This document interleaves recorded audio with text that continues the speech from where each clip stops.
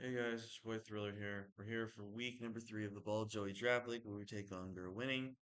Um, Honest to God, this was another one of those recordings where my family had to annoy the crap out of me.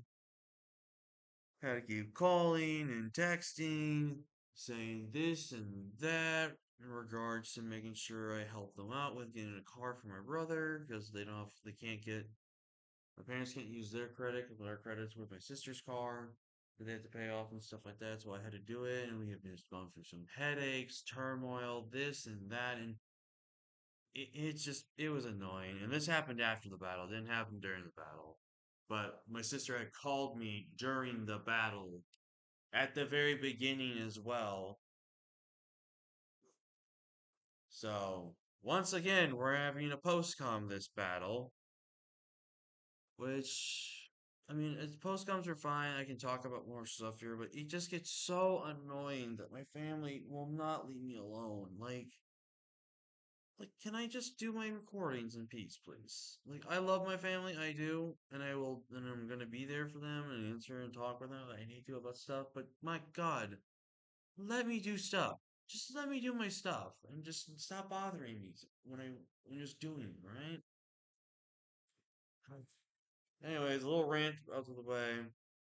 We're taking on Gerwinning. Gerwinning. I don't know what they're going to be called. I'm sorry if I butchered your name. No real team, real recap here for you guys.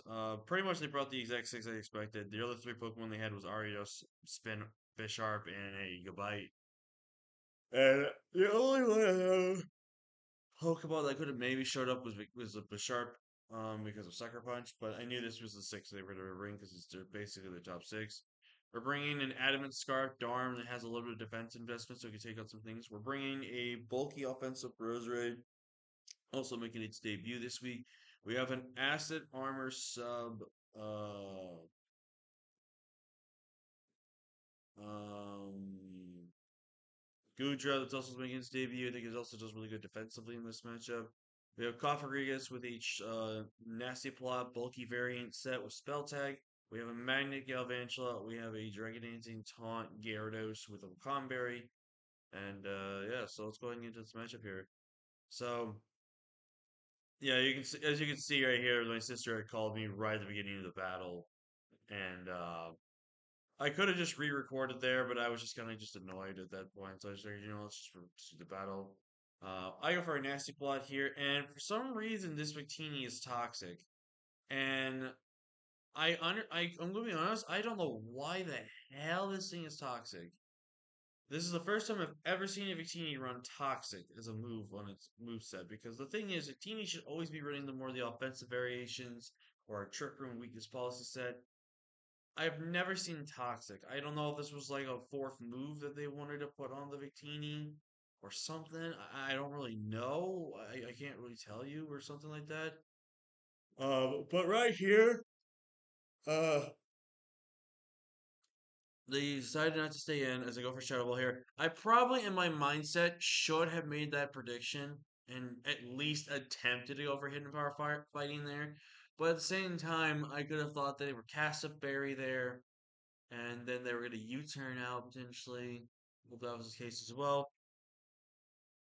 So I could have made a prediction there. If I made the prediction there, it would have came down to then, because I'm pretty sure at +2 I didn't guarantee kill. It was a 2 KO, on the Pokemon. So I had to really think of this play here.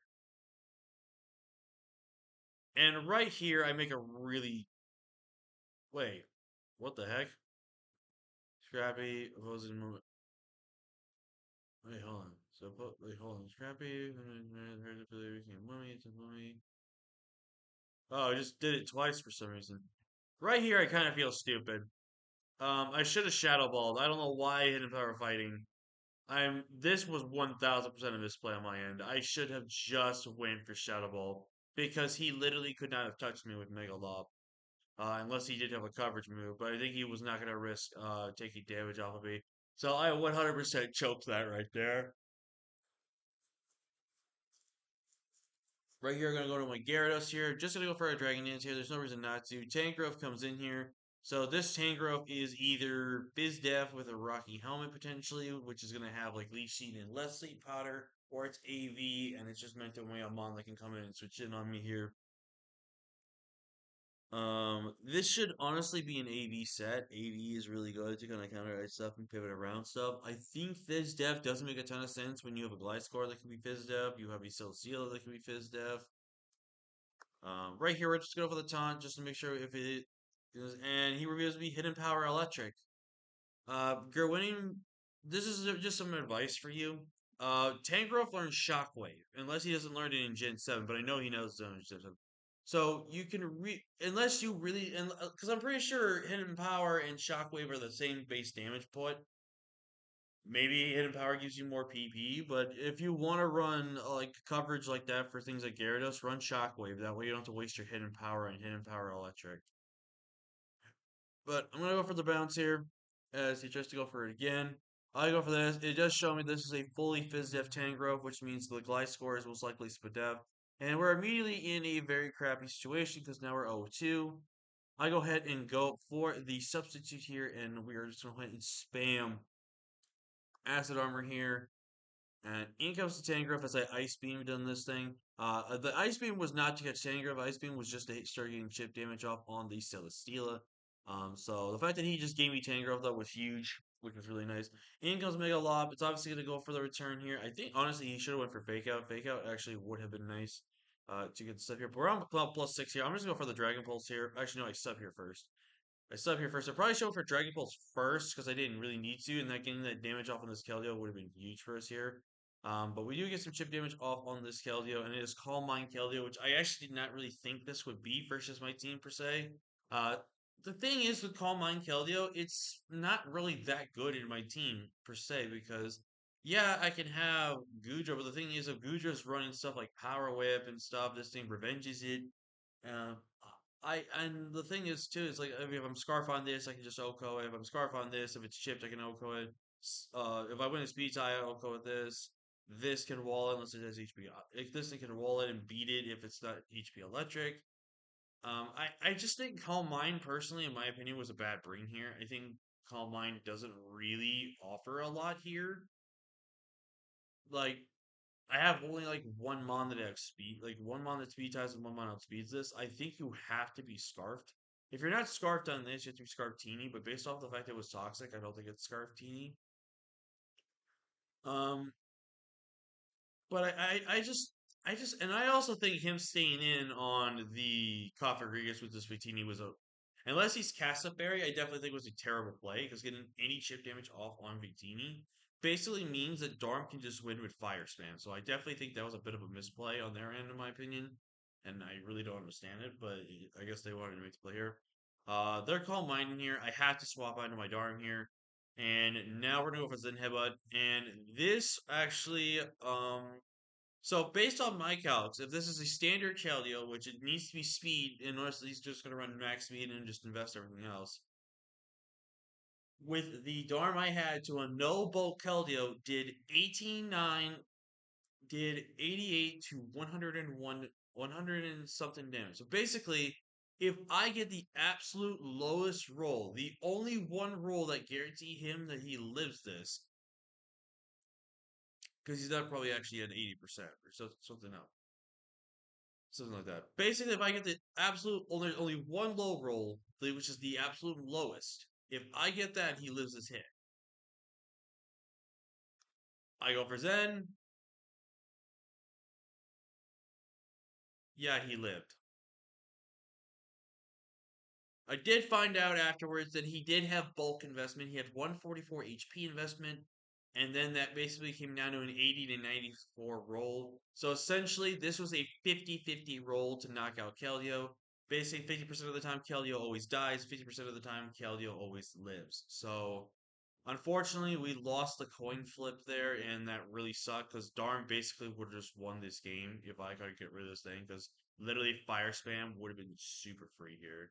But I'm gonna go ahead and go into my Galvantula here. I really wanted to HP Ice. I'm not gonna lie to you guys. I was also tempted to Bug Buzz, but Bug Buzz would need him. Like if this was no Bulk Kelly, I would have needed a max roll. But knowing that he had HP investment, That was. I do think not. I think saving the Calio doesn't really make that much sense here, in my opinion. I think you would rather have a free swap in here. I, I mean, I don't know if I agree with saving Caldio. I mean, it's a mon that's basically dead. I don't know why we're saving it unless you're gonna try to purposely play for play for differential, which I will still say this: playing for differential is so cringe. It really is. I mean, and I did find out that Derwinning was a 0-2 player, so maybe he felt like he needs to play for differential in case differential comes with thing, which I guess maybe, but that should only really matter during the later part of the season, not right now. But it's whatever. I wanted HB Ice, I really, really did, but I had to make a safe play in Thunder here. Here I just stay in HB Ice. I do over 50%, but this is still a Spadef fly score here. So I decided, I mean, if I go for an HB Ice, I kill here. I decided to switch into my Rose Raid as he does switch into his low punny. I really almost thunder on that potentially. In comes this though. I'm basically sacking off my Rose Raid. I actually don't think my Rose Raid can do much here. Unfortunately, he is going to knock me out, which definitely confirms that he is adamant low punny. And at that point in time, guys, this game is 100% over because I can't do anything. And he gets a crit just to add insult to injuries. I mean, it was already a 2 KO, but it was just insult to injury here. And yeah, that's gonna be the game, man. And I'm just really frustrated, man. Um, and here's the thing, the reason why I'm frustrated is because like I just feel like I keep running into people that either want to play for differential or people that are just bringing stuff that's. I mean, obviously everyone has their and I want his preferences. Everyone has their own right and opinion to bring what they felt like is good into the matchup. I know there were some people that probably questioned me on why I brought stuff like that and would be like, "Why you shouldn't be bringing this? It made no sense to bring versus me." But let me sound under my opinion. Calm Mind Kellio does not help you win this game whatsoever. You're letting it basically agree to be outsped by a D-Dance Gyarados. You're allowing it to be outsped by either Scarf or Max Speed, Speed Tie here with like Galvantula. You let it lose to potentially a Scarf Roserade. You let it get lost to a Scarf Darm and you can't revenge it. Like Specs would have been fair here. Specs 100% makes a lot of sense here. But if you're not running specs, you shouldn't really run Calm Mind in a matchup like this because it doesn't make sense. Because if I brought my Sand team, which I was very, very close to bringing Sand this week, I was so close to bringing Sand. If I had brought Sand and you're bringing Calm Mind, that's less damage of that vacuum wave that you're going to have, and it's not going to let my Excadrill live. I kill this thing, and then besides Celesteela and Gliscor, you can't break Excadrill. Excadrill would literally run Rough Shot for you. The reason why I couldn't go Excadrill this week is because of the fact these are the two flying types. And obviously, I was expecting more of a Fizz Def Gliscor and Tangrowth to be the special wall with AV. And I also thought this thing was going to be bulky, but seeing that it was Iron Head tells me this was more physical. So if I could have, I would have been a little more better with that. So I don't know. Again, I guess I'm just running to people that are somewhat new to draft and they figure to run some sets or something like that. I don't know, man. It's sometimes it's frustrating. But we're just gonna have to move on from it. Obviously, they won. They knew what they were doing. Adamant low punny, I knew was gonna be coming versus me. I had nothing to really counter that thing offensively, which really sucked. I was really hoping it would have been forced to go jolly and just run a ton of bulk, but no, it was still a decent chunk to go adamant here. So it is what it is, man. I mean, and I'm not trying to say I'm a sore loser when it comes to this stuff. It just sucks to keep losing. Like week one, certain plays were made. That's all I'll say about that. Week two, honestly, was just a really rough matchup for us. It was really tough to really counter that. So I knew we were going to kind of run into a loss there. This one, I actually thought we could have really done some decent stuff here with. But again, just somewhat questionable sets, in my opinion, came into play and they won him the game. That's how it's going to go, man. Um, so pretty much, if we want to guarantee make playoffs now, we pretty much have to win out. And if we lose week four, then we have to win out, and we have to win out at this point either four. We have to win either four or higher. That's pretty much the gist of it, man. And it's kind of frustrating, but maybe I need to just destroy this team and rebuild it from the ground up. I don't know, man. I'll look at maybe some central trades here. I think, and the thing is, I really don't think my team is really all that bad. I think it's really one of the best teams I've drafted. But clearly, either I'm just not getting lucky with stuff, or I'm just like keep running into people that just bring like the weird stuff. I don't know. I don't know, man. I'll have to think it over. Um, but we'll just have to wait and see. If you guys did make it for the rest of this video, definitely thank you so much. Leave a like if you haven't already. Subscribe if you're new. Join the fruit crew today because we throw with the king of the crew. And we'll see if we got to make changes next week or not. But this was at least the beginning of the week, so I have some time to make some changes. If I really want to, changes will stop after week 5 or 6. So if I want to make changes, I gotta make them now. If I don't want to make changes, then we'll just rock out the team it is. So yeah, thank you guys for watching, and I'll see you guys next time. Peace.